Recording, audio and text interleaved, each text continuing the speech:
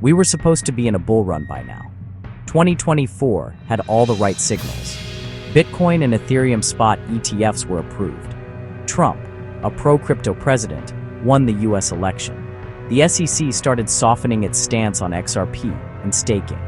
And historically, markets surge around 6 to 9 months after a Bitcoin halving. But this time, Ethereum stalled. The market cracked. Altcoins got obliterated. So what went wrong? And more importantly, are we about to miss the real rally while everyone's still stuck in disbelief? Let's break it down. Welcome to FinTech Central, the channel at the intersection of crypto, AI, and global finance. Today, we're doing a full market debrief for anyone who's been sidelined for the past few months. If you're just now rechecking your portfolio, wondering if it's safe to re-enter, this one's for you, because the crypto landscape is now shifting. We've got new macro forces, evolving narratives, and a few ticking time bombs. Let's get you caught up. Let's rewind to 2024. In January, Bitcoin spot ETFs were officially approved in the US, with Ethereum spot ETF approval well on the way. The Bitcoin halving took place in April, cutting block rewards from 6.25 to 3.125 BTC. Historically, that's a massive supply shock moment. Expectations were sky high. Then Trump won re-election in November 2024, running on a pro-crypto platform.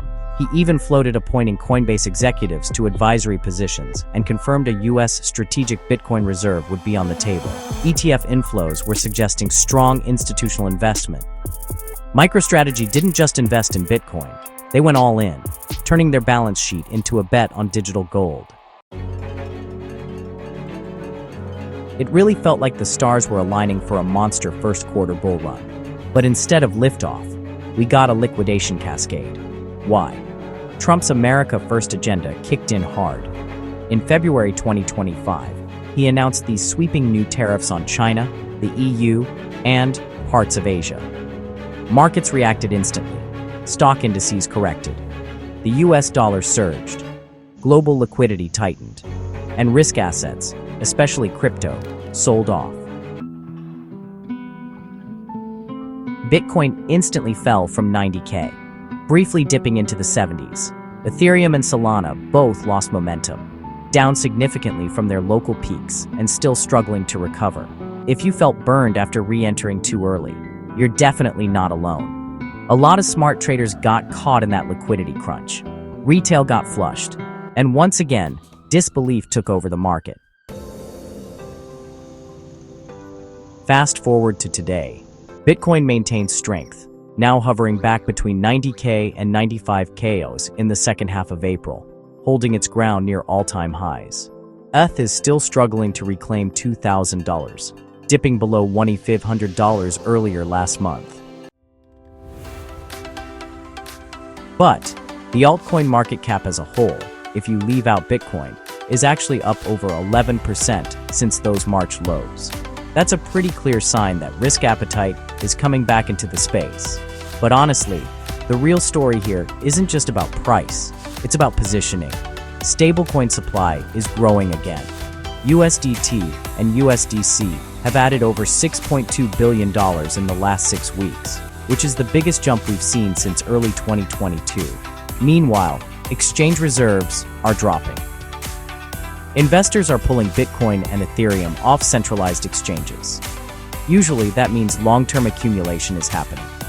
And TVL is climbing again. Total value locked in DeFi is now back above $95 billion, up from $73 billion at the March bottom. So, this isn't just some bounce-back energy. This is structured capital, flowing with real purpose. Let's talk about altcoin narratives. Not for hype, but for what they actually reveal. First up, Layer 1 momentum, especially with Ethereum and Solana.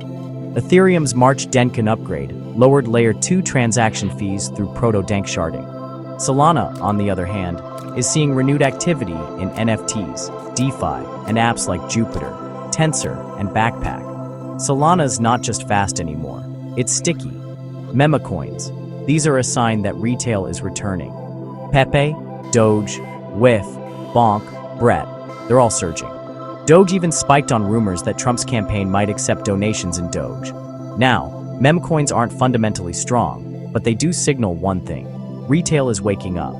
Just to be clear, Memecoins are high risk, short term, and honestly, they often end badly.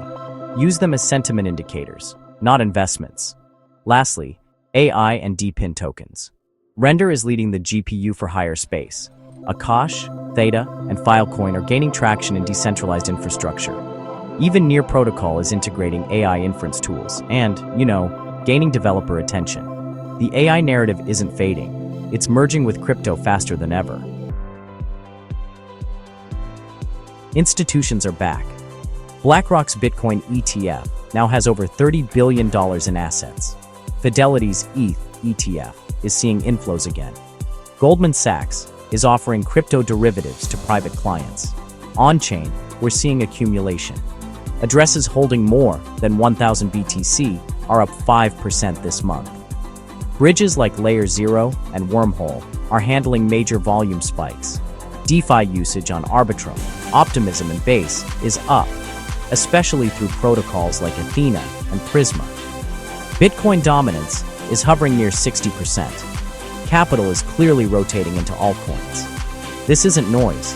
This is smart money moving with conviction. So, how's the mood? The crypto fear and greed index is sitting around 55, well up from the extreme fear of 15 in late March and early April. X, formerly Twitter, is buzzing again. Engagement is way up, especially for Memecoins and AI crossovers. Google searches for bull run, and should I buy ETH are rising fast. Twitch, Discord, YouTube. Trading viewership is climbing. It's not full FOMO yet, but the buzz is building. Like the moments before the lights go out at a concert, you can feel something's coming. We're not in the clear just yet. Trump's tariff war could trigger countermeasures from China or the EU. If capital controls hit, global liquidity could shrink again. Memecoins repayments are still scheduled for later this year. Thousands of BTC and BCH could re-enter the market and create serious sell pressure. And let's be honest, this rally is still fragile. A sharp drop below 70,000 could trigger mass liquidations in a heartbeat. But here's the truth. The macro floor is higher. The infrastructure is better. And the capital behind this move? It's deliberate, not just retail euphoria. So, is the crypto bull run back on? Here's the call. We are no longer in a bear market. We're in the disbelief phase of a new cycle. Smart money is already positioned. Retail is trickling back in. Narratives are aligning. Liquidity is returning. But be selective. Not everything will pump. Not everything will survive. Choose wisely. If you're watching this in May 2025, you're still early. The window to act with clarity and conviction is open. It may not stay open for long. This is FinTech Central. If this brought you clarity, hit like, subscribe, and let us know in the comments. What signs are you watching that the bull is back? Until next time, stay sharp, stay patient, and keep building.